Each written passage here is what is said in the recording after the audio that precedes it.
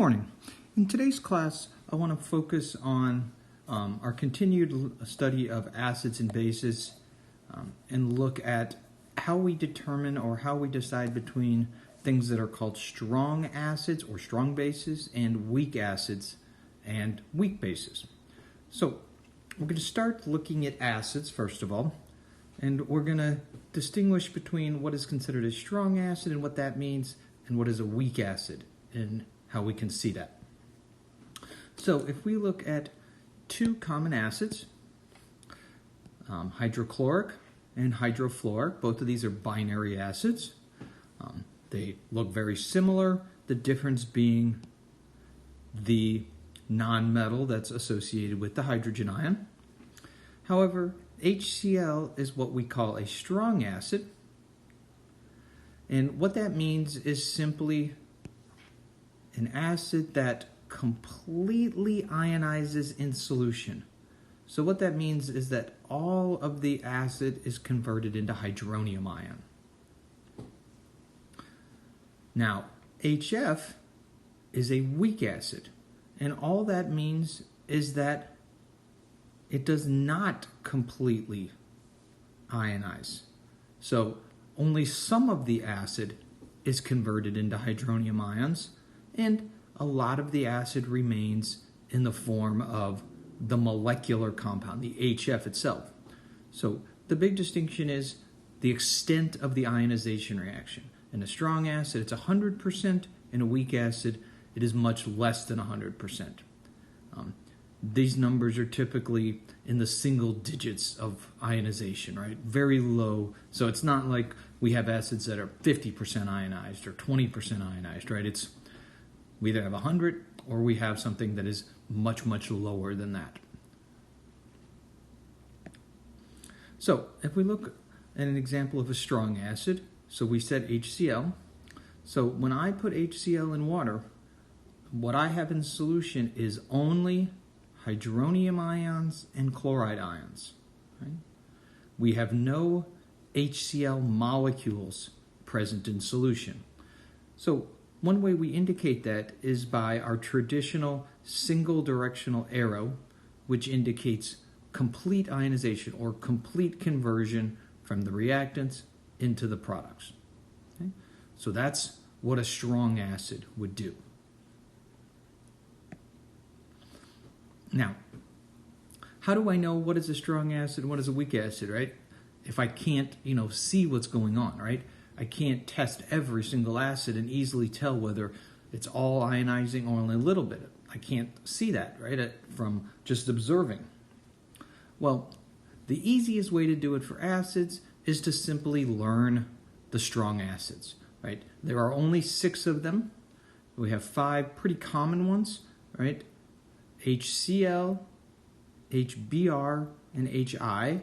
So 3 members of that halogen family and their acids, so hydrochloric, hydrobromic, hydroiodic, and as we already discussed, HF is a weak acid.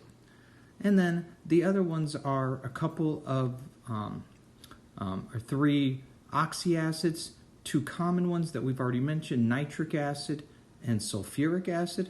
And there's one other one called the perchloric acid, which has the ClO4 polyatomic ion. So if it's not one of these 6, then it is a weak acid. So again, the easiest way to think about it is if we know these 6 are strong, anything that other than these 6, any acid is a weak acid.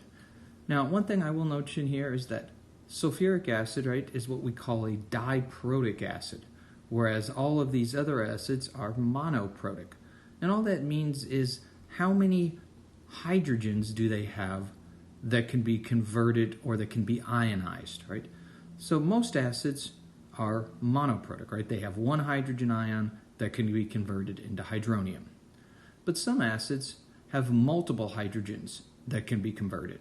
And so something like sulfuric acid is diprotic, means it has 2 hydrogens that could potentially be converted into hydronium ion. So that's the distinction that we make here when we call something diprotic. Now, on the other hand, a weak acid, as I said, only partially ionizes. So if we notice in solution, we have some hydronium in F minus, but we also have quite a bit, in fact, most of the acid, right, is still present as the molecular HF molecule. So we get this partial ionization. So we're going to produce less hydronium ion if we start with the same, say, concentration of acid, as strong or weak. The strong acid is going to produce more hydronium ion than the weak acid will.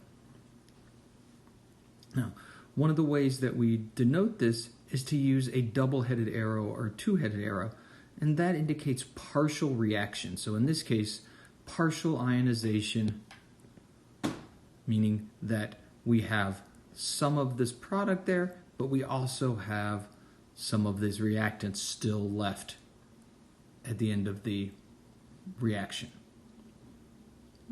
So that's a weak acid, and there are hundreds and hundreds of weak acids, right? Now, some common ones. We talked about HF, acetic acid, we used as an example of our carboxylic acid and vinegar. Some other common ones that you may be familiar with, carbonic acid, phosphoric acid, and a couple of other ones. And this is just a sampling, right? And again, I don't expect you to memorize weak acids. What I expect you to do is know the strong acids, and then any other acid would be classified as a weak acid.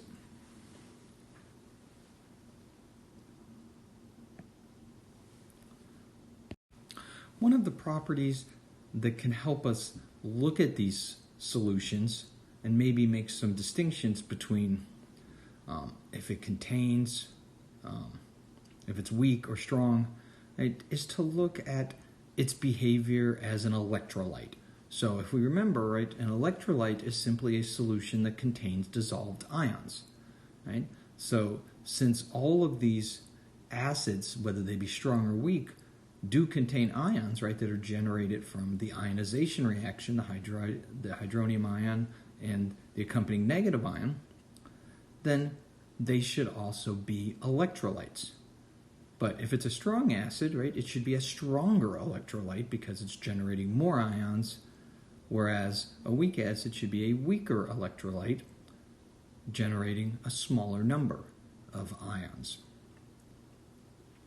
And so if we sort of think of this, so first of all, these are all water-based solutions. And so we should understand that water in and of itself is not an electrolyte. So, quote, pure water will not conduct electricity, right? If there is no dissolved ions in there, if no solute is in there, right, no ions, then it will not conduct, right? And we can show this by hooking it up, and we can see that there's no light generated in the light bulb. Now, if we dissolve a strong electrolyte like HCl, right, it's a strong acid, it's going to generate lots of ions, we call that a strong electrolyte, we can see we get a very bright light bulb. We get a lot of conduction of electricity because we have a lot of ions present in solution. Now, if we take something like HF, which is a weak acid, it is going to generate a weak electrolyte solution, right? So it's going to have ions in it, but only a small amount of ions, right? So whereas, again, pure water doesn't conduct, whereas a strong acid gives you lots of ions and gives you a very strong conductivity, a weak electrolyte will give you somewhere in between, right? So there are ions present, but we see that we only get a dim light in the light bulb.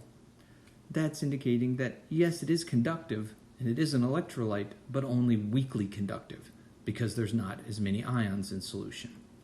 So this property of an electrolyte and the conduction of electricity can be one sort of insight or one sort of physical way that we could see a distinction between a strong acid, strong electrolyte, with a weak acid, weak electrolyte.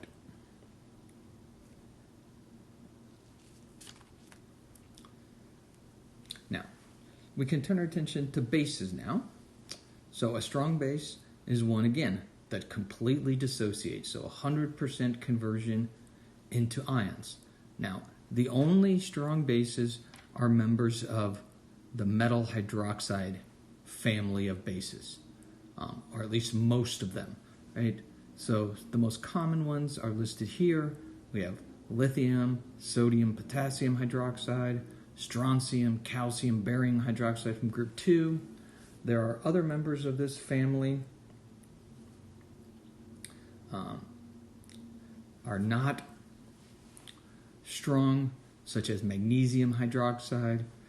Some of them are borderline that are not, quote, strong bases. They don't 100% ionize or dissociate into ions. So that's strong bases. Now, a weak base, for example, ammonia, will interact with water and form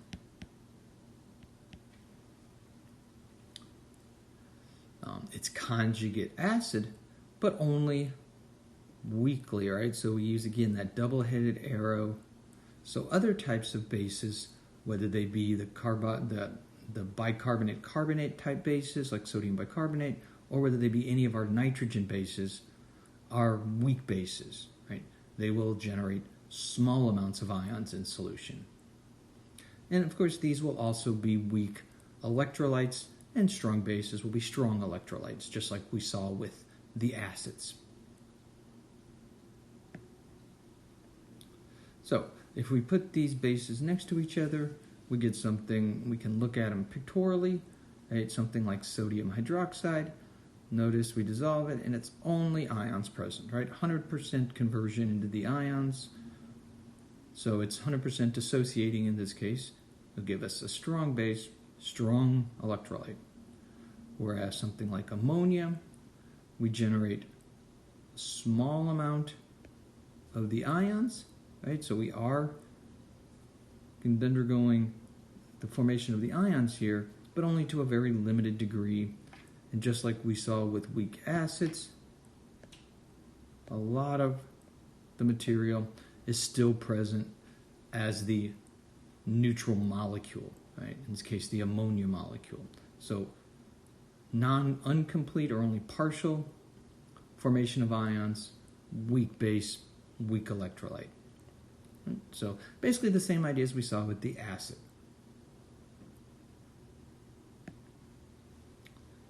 Now, if we look at a list of weak bases, there are, all of the nitrogen bases. These are just a few of them, like ammonia, some of these other methylamine, ethylamine, all of the alkaloids, all of these would fall under the same category, as well as the bicarbonate bases, right? Which initially produce this, and we know this is not going to be stable, right? And we're going to produce carbon dioxide, etc. in this reaction, right? But so these other members of the bases are going to fall under, again, that category of weak bases. Now, we're going to turn our attention to water, right? So water is a really special compound.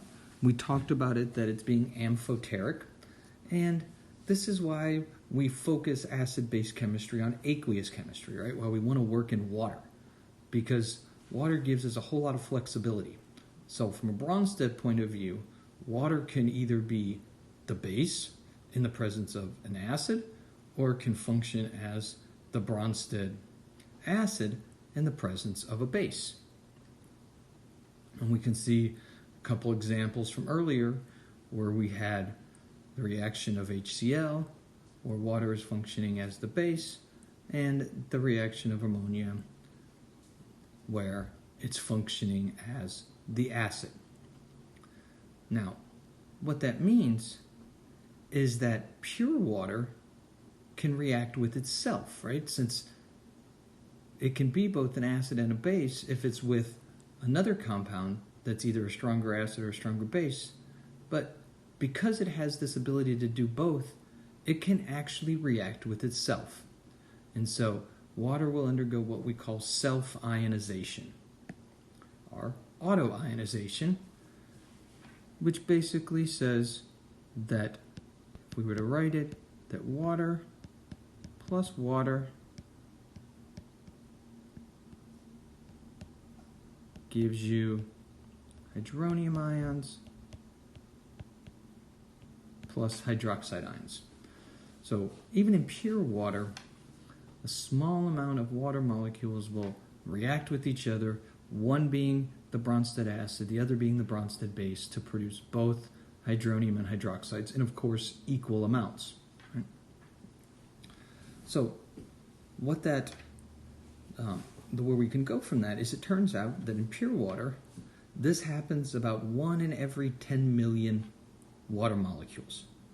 And so we get a really small concentration of both hydronium and hydroxide, 1 times 10 to the minus 7 moles per liter. And again, they're equal to each other, and in pure water, they're going to have this value of 1 times 10 to the minus 7. So one of the values that we can get out of this is something called the ion product constant for water, or what is known as Kw. And the ion product constant is just that, the product or the multiplication of the concentration of the ions. So in this case, we have the hydronium and the hydroxide. So if we take 1 times 10 to the minus 7 times 1 times 10 to the minus 7, we get this value of 1 times 10 to the minus 14 that we call Kw. And so for this in any neutral solution, right, what that's indicating is that the hydronium and the hydroxide concentrations are equal. So we don't have extra hydronium, which would give us an acidic, or extra hydroxide that would give us a basic. Now, this value of Kw is really important, and we'll use this a lot in terms of it being the foundation of the pH scale. So we see that in neutral solution, right, the hydronium equals hydroxide, 1 times 10 to the minus 7 molar for each of them. But what about if we have an acidic or basic solution?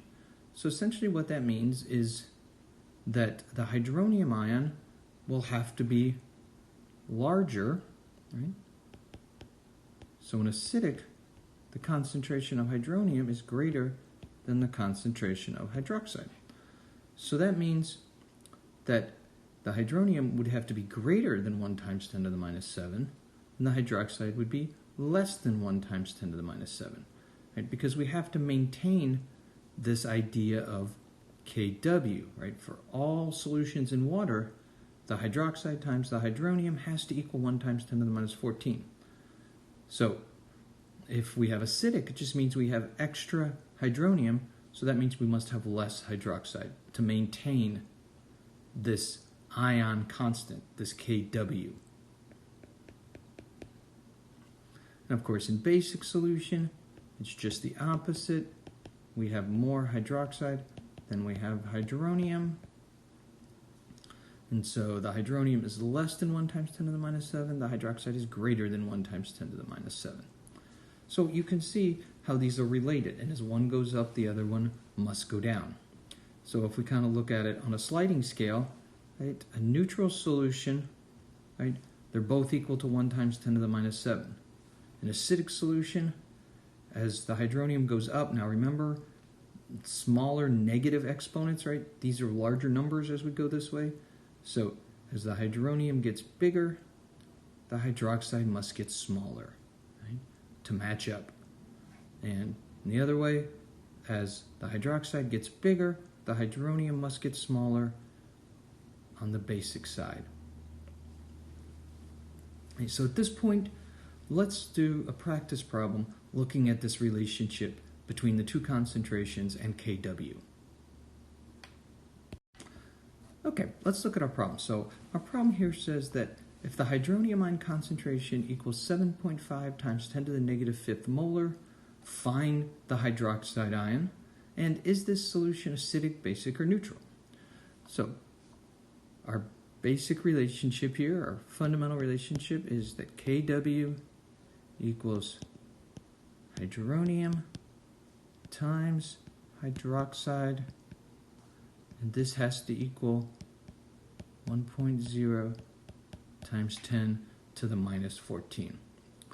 So in this case, we know what the hydronium is. We know it's 7.5 times 10 to the minus fifth.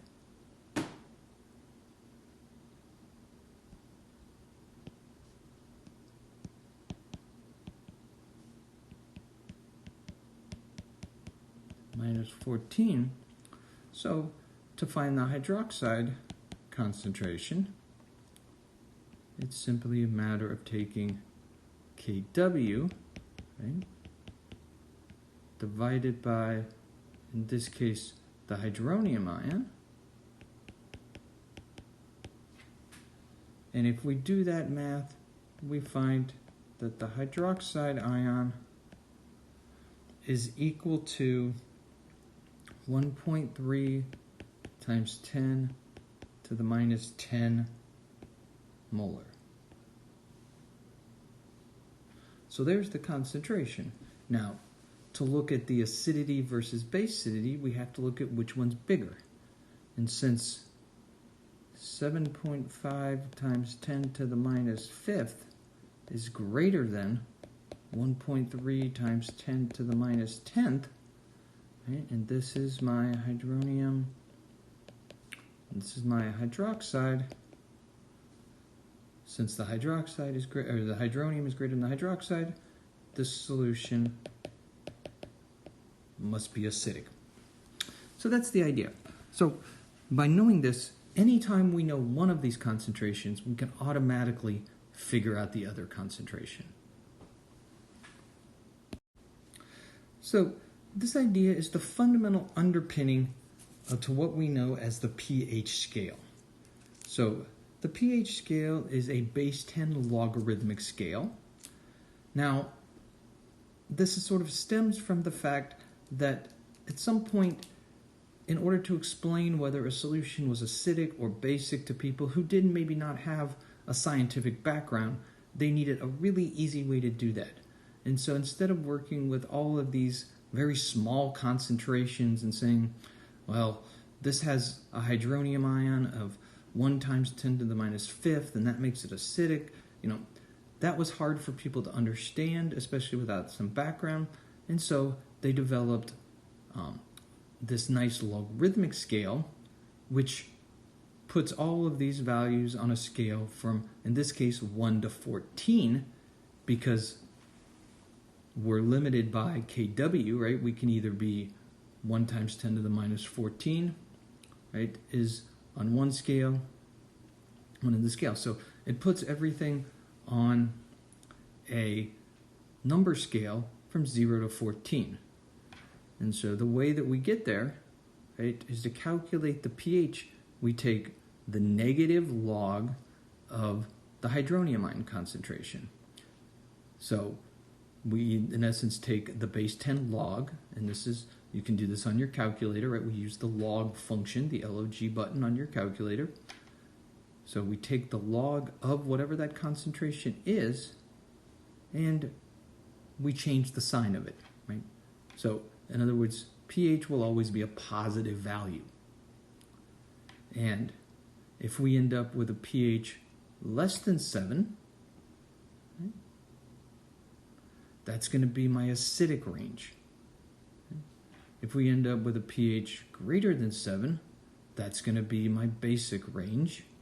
And of course, if it's 1 times 10 to the minus 7, we're going to get a pH of exactly 7. That's going to be neutral.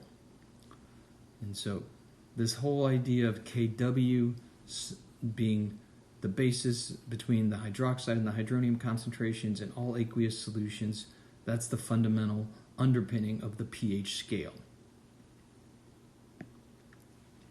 Now, just as sort of a primer, if you will, on what it means to be a logarithmic scale. So if we look at some pHs, right, in the corresponding concentration. So if I have a hydronium concentration of 1 times 10 to the minus 4, I have a pH of 4, right? This number is greater, right, than 1 times 10 to the minus 7, right, which is neutral. So that's why these low numbers are going to be acidic, right, because there's going to be more hydronium ion, right? The hydronium ion concentration is bigger than 1 times 10 to the minus 7. Now, as we go from pH to pH, so we get more and more acidic. Every time we change 1 unit on the pH scale, we change 10 times the concentration of hydronium, right? So there's a 10 times increase in concentration in hydronium as we move to lower and lower pHs. So if we were to imagine that this represented the pH of 4, a pH of 3, there would be 10 times that much hydronium. If we had a pH of 2, it'd be 100 times. So every time we do this, we times 10. So even fairly small changes in pH represent fairly significant changes in concentration. And so that's the basis of these log scales.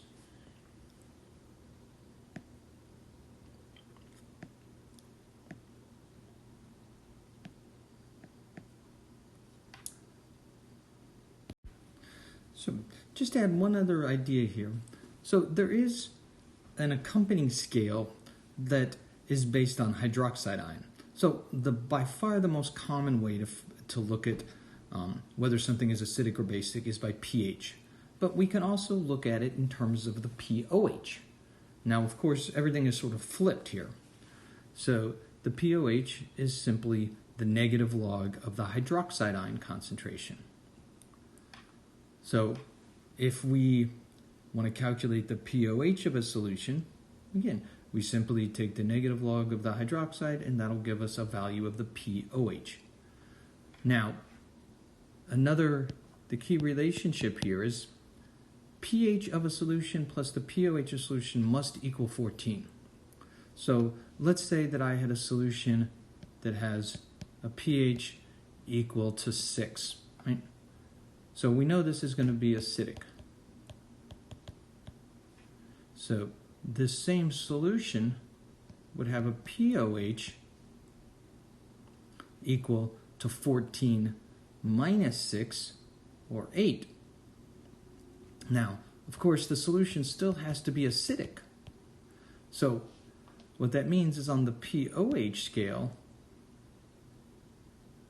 the pOH greater than 7 equals acidic, and a pOH less than 7 equals basic. So everything's opposite of the pH scale, where pHs less than 7 are going to be acidic. A pOH greater than 7 is going to be acidic. So just some things to keep in mind as you work within these.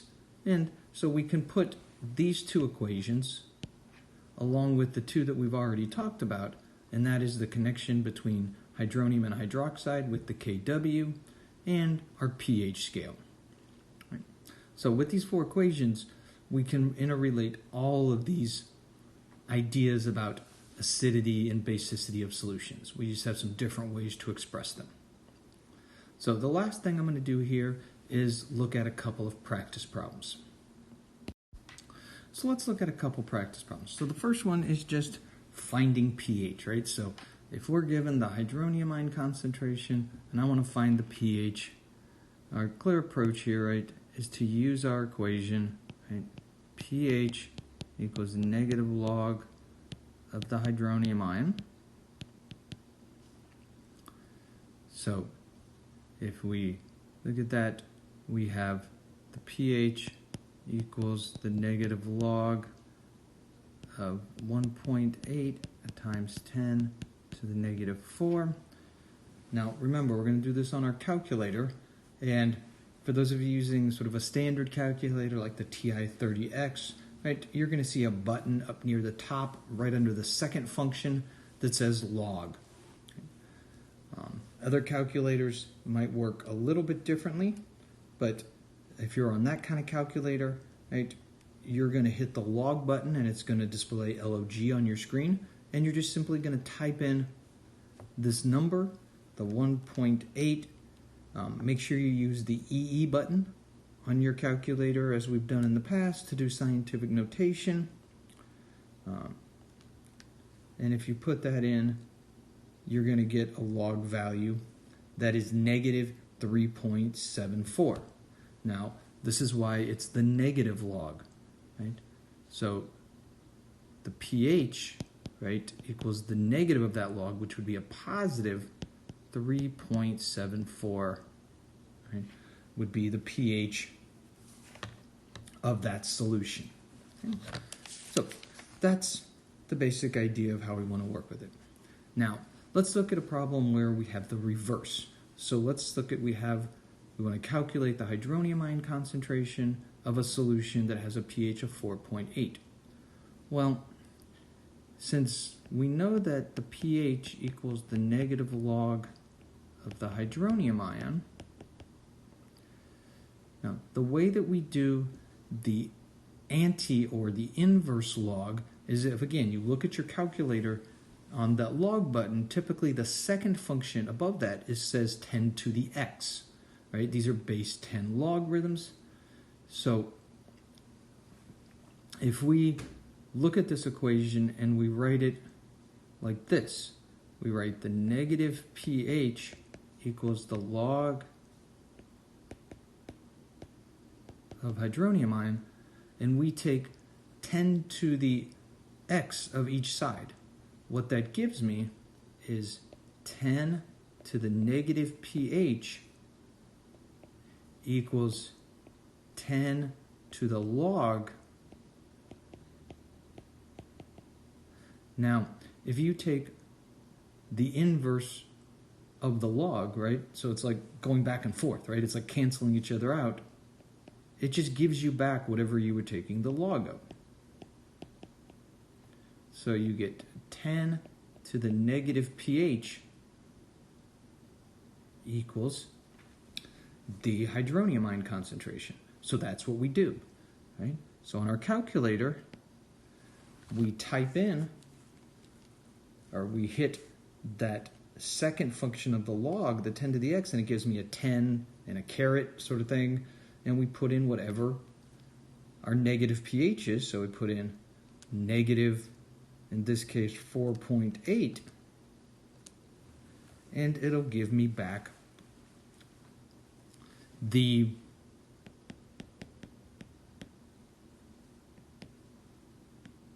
hydronium ion concentration, which in this case equals 1.58 times 10 to the negative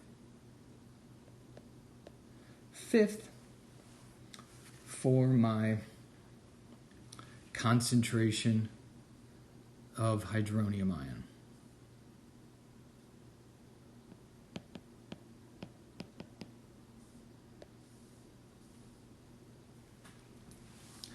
So this is how we can work either way, right? If we know the concentration, we can use our normal equation.